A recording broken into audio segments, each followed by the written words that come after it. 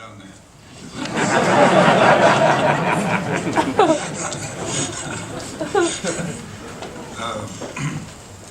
We got some guests, and I'd like to recognize some of them. And then first, I'd like to ask Jack Simmons, who's the chief executive of the Tennessee Valley Power Producers. And I worked with Jack for a long time. We all know Jack well. Okay. Test 1, 2, 3. At this point in my video, I was escorted out of the auditorium by TVA security for videoing in there. This is the first time in 5 years this has ever occurred, and it makes me wonder if it wasn't a retaliation for the Inspector General complaints that I had filed. If so, of course, that is an illegal act and should be investigated. However, it could have been a misunderstanding.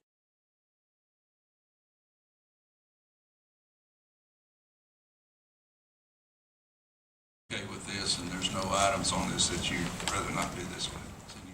For peak demand, you can see, if you can see it, can you read the numbers on it? This just shows the change in our demand, and you can tell in the 06 area where our peaks 1,480 some megawatts. And I happened to be here then, and I know, I think Susan, you were here then, and that was a time when there was concern in the eastern United States whether there's enough power or not. And we were trying to figure out, did we have enough power? And there was days then that we were concerned that we'd make it through a 4 or 5 o'clock afternoon, and that we also have the ability to be able to shut power off if some of our customers have rates set that way. But I think it's interesting if you look at that, and now what you're going to hear, TVA forecast, same slide, and you can see what the peak is in May this year compared to and obviously we got the rain benefit and the temperature change a little bit, but this is pretty dramatic, and of course Bill will talk about this and what the changes are in his report, but I just didn't want to go by without showing how dramatic the change and how TVA has really got to adjust to this. And so what the board's tried to do is ask, and I know that's a discussion for different opinions, but it's interesting to me when you watch our nuclear capacity, about 6,800 megawatts, and you go back to that. I'd like to start with a safety message here, or a safety reminder. You've heard us say a lot of times, safety is the most important priority at TVA, a core priority. It's more than a commitment, it's a promise we make to each other and to the public every day. And I personally and all of us at TVA are saddened by the tragic accident that occurred while our crews were working across the river near Decatur, Alabama. As you probably know, that accident took the life of a boater and fisherman named Anthony Sozda of Athens, Alabama, a truly tragic event. Now, we appreciate the assistance of the Alabama Marine Patrol, the U.S. Coast Guard, and others. And we are still investigating the accident and what lessons we can learn from this. And out of an abundance of caution, we've expanded our public notification efforts with early and increased cautionary notifications through more communication channels and additional community partners anytime we're working on transmission lines over the river. But I think I speak for the board and everyone at TVA here. Our thoughts are with Mr. Sozda's family and everybody else affected by this accident. Now, the agenda today. Our major generating sources, as you see from the chart, are nuclear, coal, and natural gas, with hydro and other renewables filling out the portfolio. Over time, we are using more renewables and more energy efficiency, more nuclear energy, more natural gas, and less coal. You'll note the small representation of energy efficiency on this chart. It's a little misleading. That represents only the measurement of discrete TVA programs this year.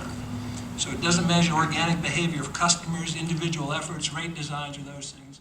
That was an element of TVA's cost. As you can see here, a balanced and diversified portfolio is important to you and everyone who uses and pays for TVA energy. You see from the chart, our lowest cost energy comes from hydroelectric dams. That rainfall means essentially free fuel for our dams.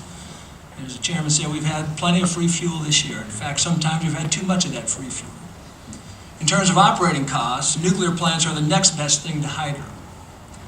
Building a nuclear plant obviously is quite expensive, but once it's in operation, it's very economical to produce electricity from.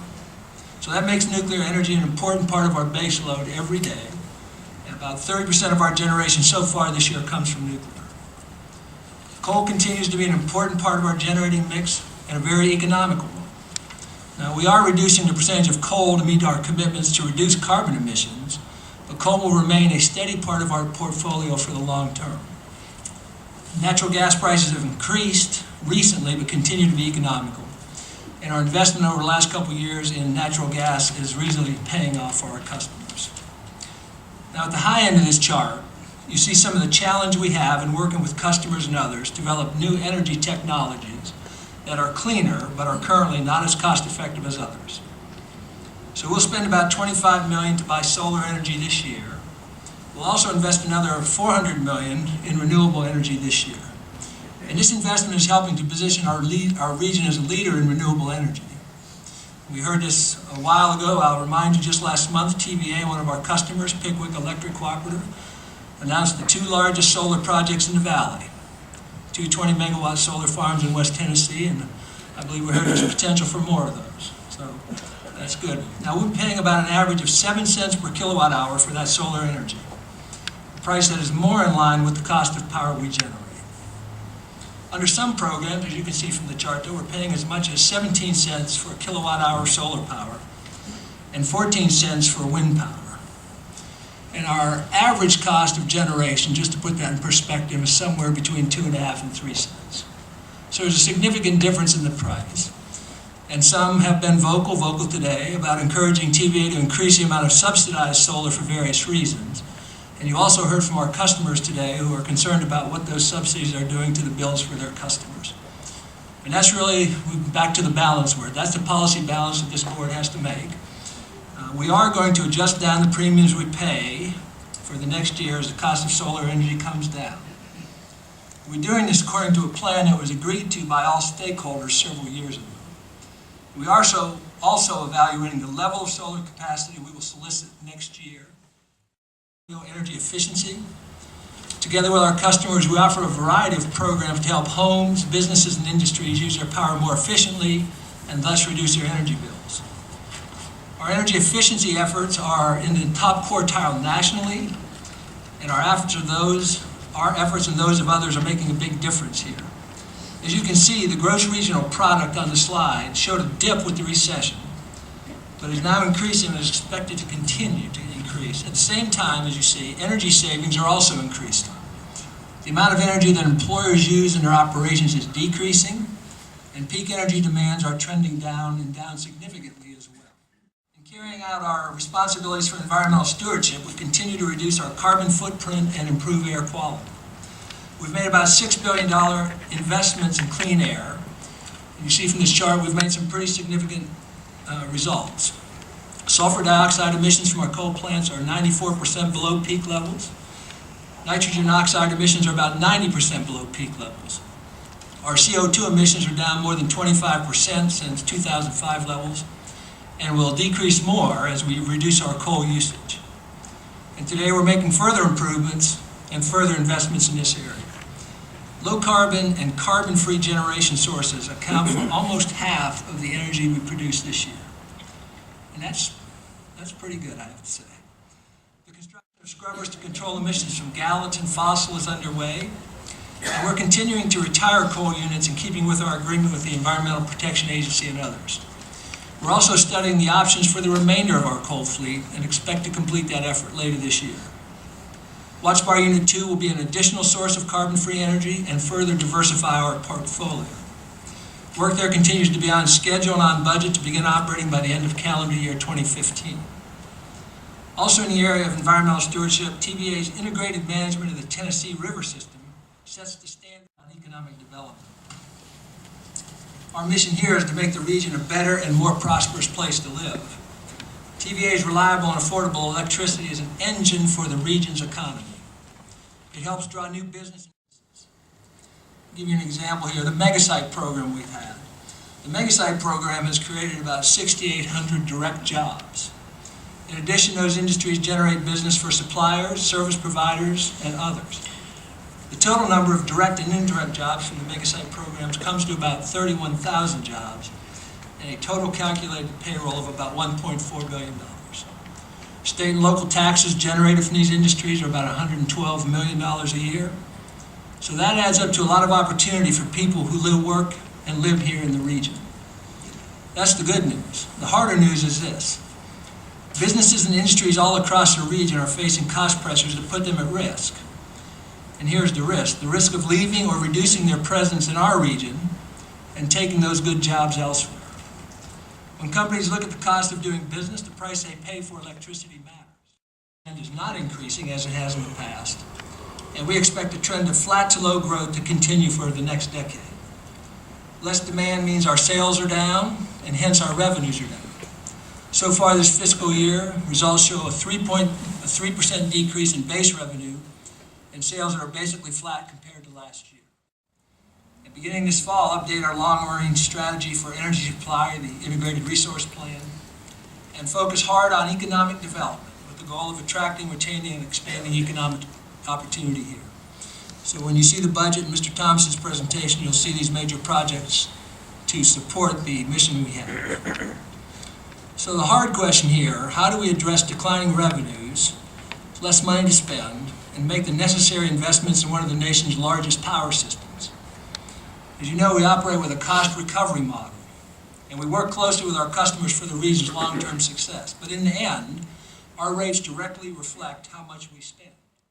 Essential capital projects are funded and positions us to get through the next 2 or 3 years of heavy capital investment.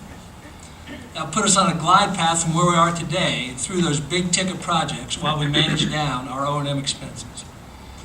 So the budget we will recommend includes a 1.5% effective retail rate increase and an increase of approximately $1 billion in statutory debt. You'll see in John's budget presentation that these increases are necessary even as we are reducing our O&M spending aggressively in the same period. And as we recommend the 2014 budget to the board today, we're also evaluating several years forward. Watch Bar Unit 2 will be completed in 2015, as will other major parts of the capital spending program. And although the board considers rates only for the prompt year, a completion of debt-funded capitals has rate implications as those projects come into use. At the board's direction, management is evaluating the alternatives over the next several years for rate projections and timing consistent with maintaining good financial health, appropriate debt capacity, and liquidity. And we will continue to focus on the appropriate balance of debt, spending, and rates. We have rates, debt, stewardship, and our asset portfolio around the box. Those are the 4 sides of the box that we have to operate within. So where does the money come from? The vertical axis, rates and debt. That defines our means, the means within which we must live. And where does the money go? The horizontal axis. Stewardship and assets, the power system, the work we're accountable for, the mission we're charged with. That's where the money goes. And our people work across all these dimensions to manage our business and serve our customers. Now, the 2014 budget and the work behind it reflects a new set of realities that make achieving our mission more difficult. Weather, the economy, energy efficiency, demand response, rate design, these are all factors. We have large capital projects we must fund long-term and debt we must manage.